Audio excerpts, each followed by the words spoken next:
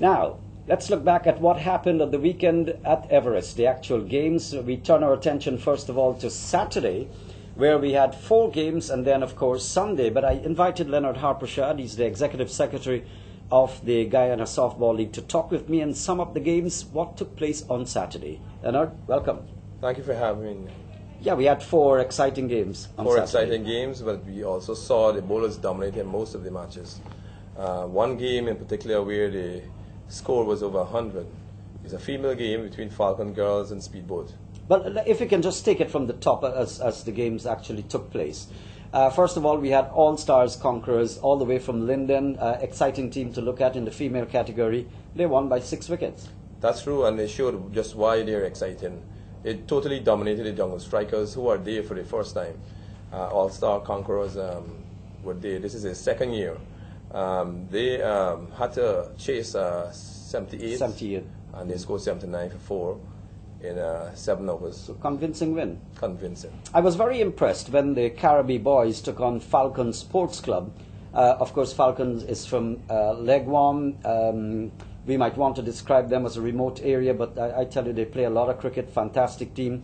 But I was utterly impressed by Caribbean boys. Their bowling, their fielding, the setting of the field, and their batting. Strong team. It shows, it is. And with Imran Khan of 2020 fame, Stanford 2020, he has really made an impact on the team. And Hardial, I understand, played for West Indies on the 15 and on the 19. That's right, that's right. Those 2 guys really dominated the batting, but it was Imran Khan who really started hitting the ball around. Yeah, they actually won by 8 wickets. Game number 3 featured the Falcon Girls. Again, they're from Leg 1 in the female category, of course. They took on Speedboat from the west bank of Demerara. But Falcon Girls, they came out winning by 25 runs, 106 for 4, and of course 88 for 4 Speedboat in their total.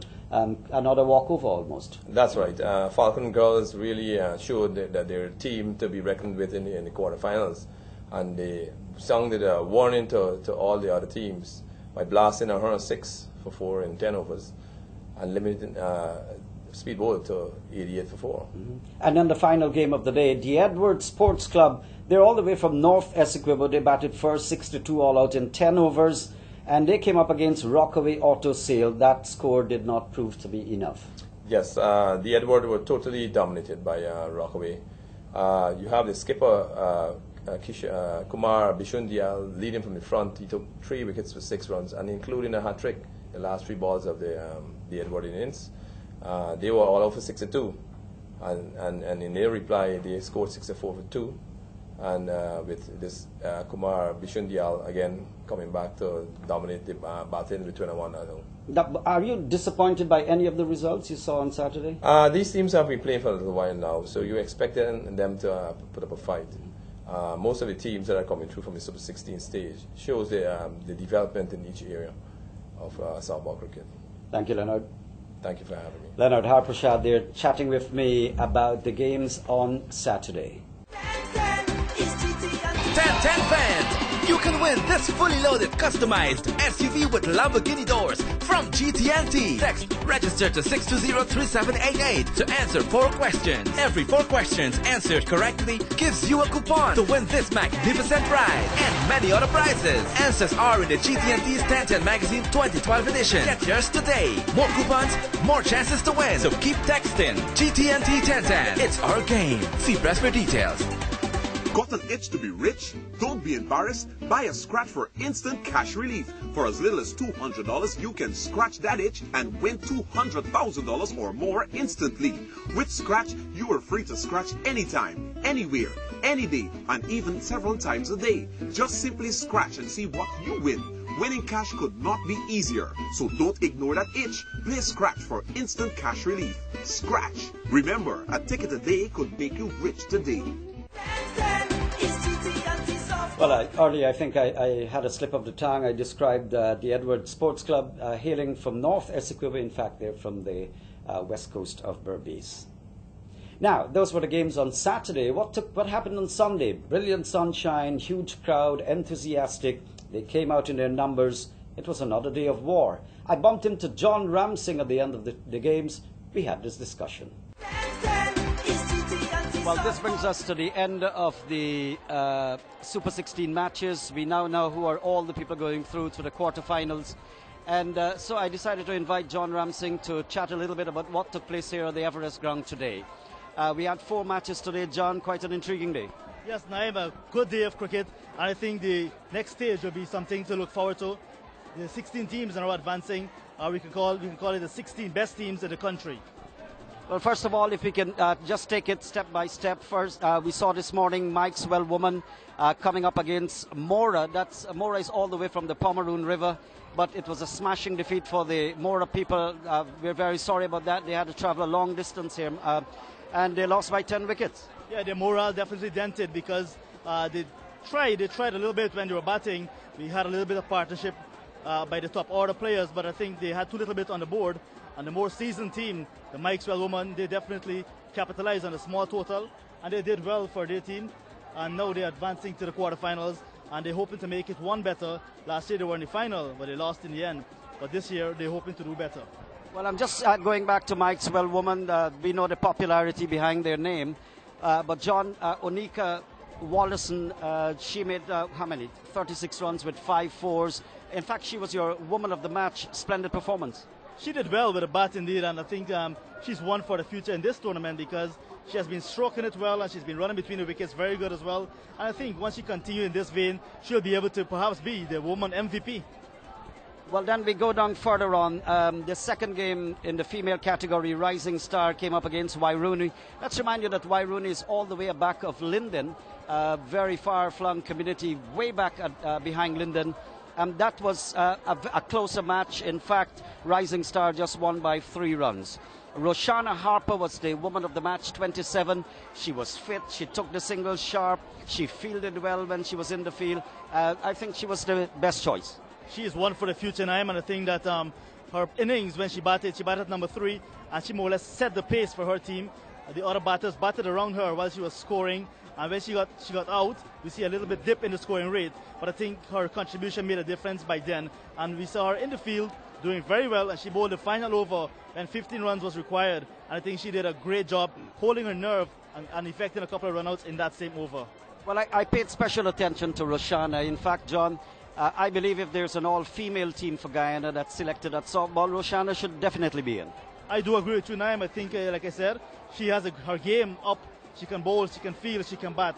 And that's what you need in a cricketer, someone who has the ability to really command a position in any position that they're playing in.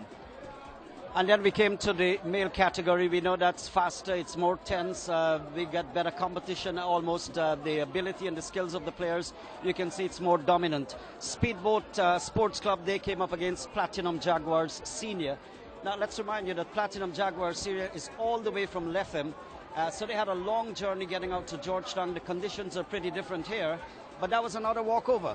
Oh, sad to see the team from Lethem being rolled over like that by the Speedboat Sports Club, the male team.